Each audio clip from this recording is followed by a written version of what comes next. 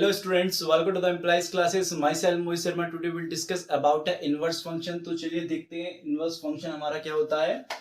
Inverse function, the inverse of the function f such that a to b.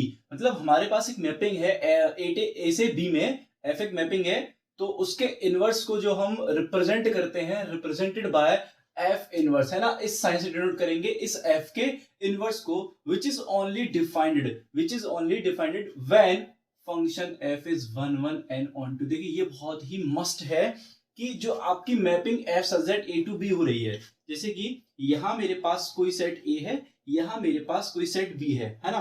Further ये ए हो गया, ये आपका बी हो गया, यहां से जो मैपिंग है उसे मैं एफ बोल रहा हूं, ठीक है ना. क्या बोले इसको हम एफ बोल रहे हैं, ठीक है. अब यहां पर मैंने क्या करना है, यहां पर एलिमेंट है 1 2 3 4. सपोज यहां पर है ए बी सी डी, ठीक है ना. तो अगर सपोज 1 की इमेज बी है, 2 की इमेज ए है, 3 की इमेज डी है और 4 की इमेज सी है, सपोज दैट. तो बेटा ये जो मैपिंग है आपकी 1 1 ऑन 2 को फॉलो करती है, बिकॉज ऑफ यहां जो इमेजेस हैं, जैसे कि सेट बी के अंदर जो एलिमेंट ए है उसकी जो प्री इमेज है वो सिंगल है ना, वो कैसी है, सिंगल इमेज है. तो मतलब यहां का एवरी एलिमेंट रिलेट कर रहा है एक यूनिक एलिमेंट से, ये सिंगल एलिमेंट से है ना, बी के जो कोडोमेन है उसके सिंगल एलिमेंट से. और ऑन टू क्या कहता है कि बी का एवरी एलिमेंट रिलेट करना चाहिए किससे, कोडोमेन के या तो एक एलिमेंट से या 2 एलिमेंट से या फिर मोर देन 2 एलिमेंट से. ये ऑन टू की कंडीशन होगी. लेकिन 1 1 ऑन टू या फिर बाइजेक्टिव फंक्शन भी हम इसको प्रोनाउंस करते हैं. तो बाइजेक्टिव ये कहता है कि जो कोडोमेन में जो एलिमेंट है ना, उनकी सिंगल ही इमेज हो, मोर देन 1 नहीं होनी चाहिए, ओनली 1 प्री इमेज होनी चाहिए, ठीक है. और ये क्या है, B1 की क्या है, इमेज है ना. मैं पूछूं 2 क्या है, ए का, तो सेट बी से अगर हम देखते हैं तो 2 is the pre image of a element a, है ना. 2 ए की प्री इमेज है. तो ये जो कंडीशन है 1 1 ऑन 2 की कंडीशन है. अगर आपकी मैपिंग एफ ए से बी में 1 1 ऑन 2 है, तो फिर आपका इनवर्स क्या करता है, एग्जिस्ट करता है या डिफाइंड होता है व्हेन एफ इज 1 1 ऑन 2. तो एफ इनवर्स किस तरीके से होगा, देखिए स्टूडेंट, यहां से यहां जो हो जाएगा बेटा वो एफ इनवर्स हो जाएगा. यानी कि B2A जो मैपिंग निकल के आएगी, एफ इनवर्स अगर मैं बना दूं तो क्या बनेगा, सच दैट B2A, है ना. B2A जो मैपिंग बनेगी उसमें मेरा क्या होगा, ये एफ इनवर्स पॉसिबल होगा. If f is also 1 1 and on 2, then f inverse is existence उसकी हो जाएगी. तो देखिए बी यहां पर एफ इनवर्स के लिए बी क्या काम करेगा, डोमेन का काम करेगा, और यहां पर सेट ए क्या करेगा, कोडोमेन का काम करेगा. तो यहां पर कुछ पॉइंट भी लिखे होंगे, कोडोमेन ऑफ एफ इनवर्स, यानी कि कोडोमेन ऑफ एफ इनवर्स तो कौन सा है, ए है, ठीक है. रेंज ऑफ एफ बन जाएगा, क्या बन जाएगा स्टूडेंट्स, रेंज ऑफ एफ बन जाएगा, रेंज ऑफ एफ के इक्वल होगा. क्या ये बात ठीक है. देखिए रेंज ऑफ एफ क्या है, रेंज ऑफ एफ है a b c d, range of f है. और domain of f inverse, sorry ये नहीं बेटा, कोडोमेन की बात नहीं, मैं डोमेन की बात कर रहा हूं. Domain of f inverse it is b, और रेंज ऑफ एफ बी क्या है, वो भी बी है. तो मतलब ये दोनों कैसे होंगे, इक्वल हो जाएंगे. और रेंज ऑफ एफ इनवर्स, अब एफ इनवर्स की रेंज देखिए कौन सी है, 1 2 3 4, ये रेंज है किसकी, एफ इनवर्स की, बिकॉज ऑफ ये कोडोमेन है आपका एफ इनवर्स के लिए. तो फिर डोमेन ऑफ एफ क्या है, ये भी 1 2 3 4 है, ये भी क्या होंगे, इक्वल हो जाएंगे. तो या तो इस बात को समझ लीजिए, या दैट इज में लिखा हुआ है कि f x equal y, that implies that f inverse y. देखिए f x equals to y, है ना. कुछ देर के लिए अगर हम एफ को इस साइड देखें तो एफ इनवर्स ऑफ वाई बन जाएगा.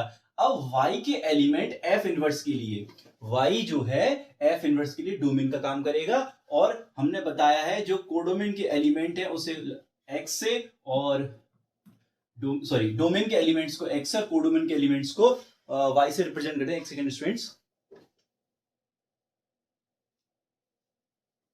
चलिए हो जाती है यहां पर, देखते हैं आगे.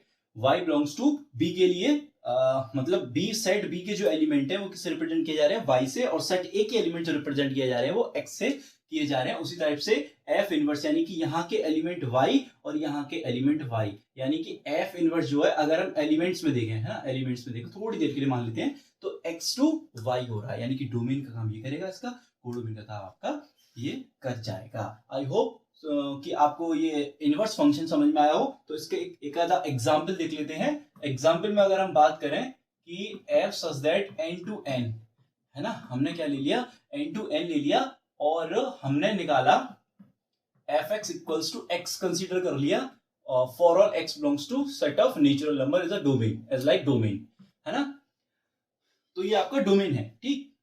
मैं ये कह रहा हूं सबसे पहले फंक्शन के लिए, इनवर्स फंक्शन के लिए पॉसिबिलिटी क्या है कि f को 1 1 और 2 होना पड़ेगा, ये मैंने अभी भी जस्ट कहा। तो यहां पर भी देख लीजिए, क्या ये मैपिंग जो है, ये जो फंक्शन डिफाइन हुआ है, क्या ये फंक्शन मेरा 1 1 और 2 को फॉलो करता है? जी हाँ, बिल्कुल करेगा। आप चेक कर लीजिए, यहां अगर मैंने डाल दिया suppose set of natural number और जो मैपिंग है वो मेरी क्या है, fx इक्वल्स टू x है ना। तो 1 2 3 4 एंड सो इस टाइप से, 1 2 3 4 एंड सो इस टाइप से। तो 1 रखोगे 1 मिलेगा, जी हाँ, 2 रखोगे 2, 3 रखोगे 3, 4 रखोगे 4, इस टाइप से मुझे एलिमेंट्स मिल जाएंगे। मतलब every element of a domain have a single image in a codomain and every element of a codomain have a single image in a domain, है ना। तो ये कंडीशन किसकी 1 1 2। तो हाँ, ये जो मैपिंग है मेरी वो कैसी होगी, वो ये आपकी हो जाएगी बेटा 1 1 on 2 मैपिंग हो जाएगी। 1 1 on 2 है तो क्या इनवर्स पॉसिबल होगा? जी हाँ, अगर 1 1 on 2 है तो 110% ये पॉसिबल होगा इनवर्स। अब इसकी इमेज देखो, ये भी 1 1 on 2 होगा। अच्छा, एक रिजल्ट और यहां से निकलता है कि अगर f a से b में 1 1 on 2 है तो ये फैक्ट है कि f इनवर्स भी आपका 1 1 on 2 होगा।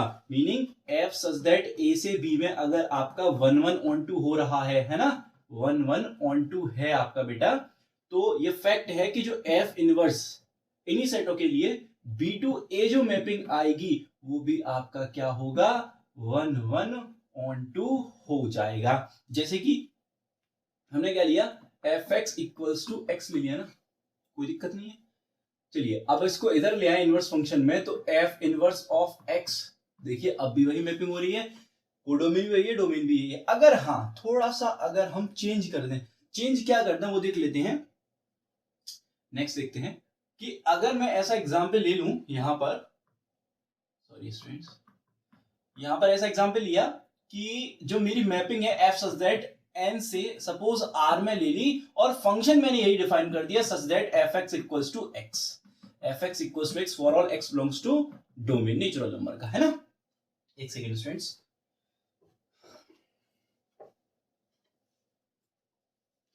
ठीक है, देखते हैं fx इक्वल्स टू x आ रहा है। अब देखिए यहां पर ये आपका डोमेन हो गया, ये आपका कोडोमेन हो गया, नेचुरल नंबर, और ये आपका r हो गया। चलिए देख लेते हैं, ये मैपिंग f है, यहाँ 1 आएगा, 2 आएगा, 3 आएगा, 4 आएगा एंड सो ऑन। और यहाँ पर भी आपके रेशनल डिफाइनेट नंबर्स आएंगे, 0 माइनस सपोज 1 माइनस 2 माइनस 3, है ना, और 1 2 3 एंड सो ऑन। रेशनल बहुत सारे नंबर्स हैं। अब देखिए 1 पर तो आपको 1 ही मिलने वाला है ना, मैपिंग इस तरीके से है।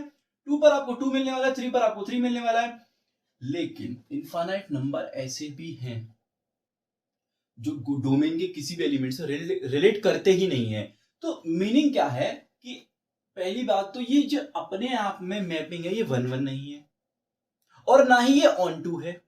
नहीं, 1 1 तो होगी, 1 1 तो होगी, सॉरी स्टूडेंट, 1 1 में हमें सिर्फ क्या देखना है, 1 1 में हमें देखना है सिंगल इमेजेस। हाँ जी हाँ, सिंगल इमेज है हमारी, 1 1 मैपिंग तो है, लेकिन ये ऑन टू नहीं है। ऑन टू कंडीशन क्या है कि every element of a codomain, है ना, every element of a codomain have a at least one pre image in a codomain, sorry domain, है ना, one pre image in a domain हमें मिली। तो यहां तो इनफाइनाइट एलिमेंट ऐसे हैं जिनमें हमें कोई भी प्री इमेज नहीं मिल रही है एलिमेंट्स की। तो उस कंडीशन में ये 1 1 तो है लेकिन ये ऑन टू नहीं है, तो ऐसा नहीं है।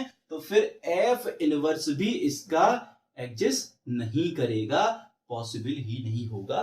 तो मतलब इनवर्स किसी का अगर निकालना है तो मस्ट है कि एफ को पहले ए से बी में क्या होना पड़ेगा, 1 1 और ऑन टू होना ही पड़ेगा। आई होप सो स्टूडेंट्स, आपको इनवर्स फंक्शन क्लियर हुआ होगा। ऐसे आपके लिए और भी वीडियोस हम अच्छी टॉपिक्स लाते रहेंगे। So thank you watching my video students.